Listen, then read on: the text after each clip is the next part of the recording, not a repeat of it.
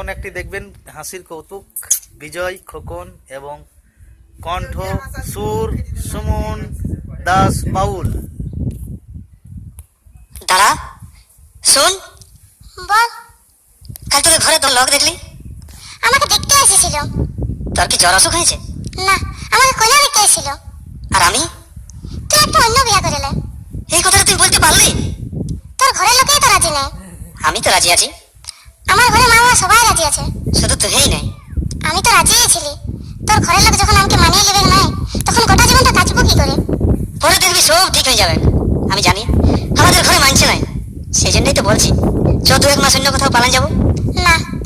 তুই কি আমাকে ভালোবাসিস নাই? ভালোবাসি, আমার প্রাণের থেকেও বেশি। তবে মা বাবার কথা ছাড়। ভালোবাসিছি আমরা, বিয়ে করবো আমরা। যে আমরা কোনো মন্দিরে যাই বিয়ে করবো, নাকি রেজিস্ট্রি করবো? চ। আমি পারবো না। পালালে বাবার হবে বদনাম, আর মন্দির রেজিস্ট্রি কোনোই হবে না।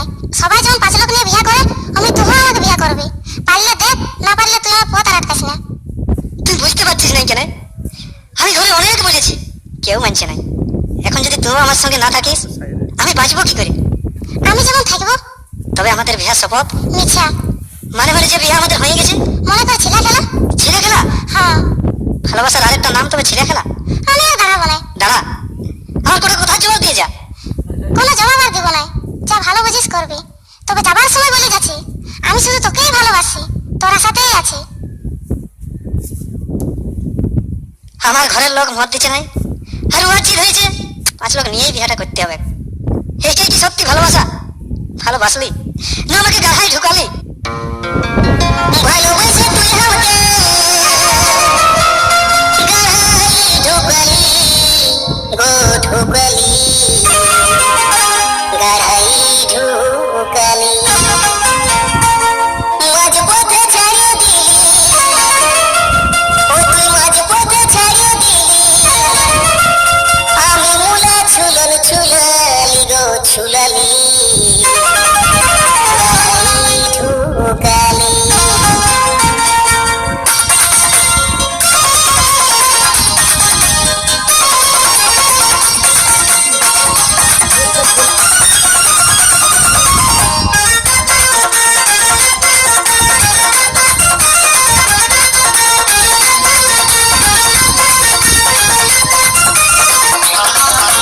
মাঝ পথে ছাড়িয়ে দিলি, ও তুই মাঝ পথে ছাড়িয়ে দিলি।